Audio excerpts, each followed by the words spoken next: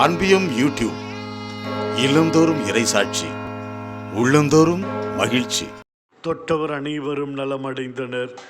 ஆண்டவர் எவ்வளவு உன்னதமான விசுவாசம்!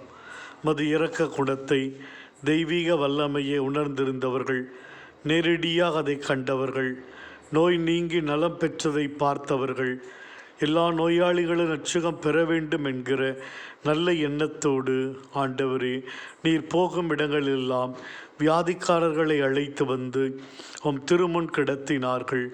மது நிழல், மது கை, மது அரவணைப்பு, மது வல்லமை அவர்களை தொடும். முழு நம்பிக்கை அவர்களுக்கு கிடைக்கும் என்ற உறுதியான விசுவாசத்தோடு அவர்கள் இப்பணியை செய்கிறார்கள். இந்த நம்பிக்கை பல பேரின் உடல் குறைபாட்டை போக்கியது. ஆண்டவரே, உம்மை நம்பிக்கையோடு தேடி வந்தவர்கள் யாரும் வீண் போனதில்லையே.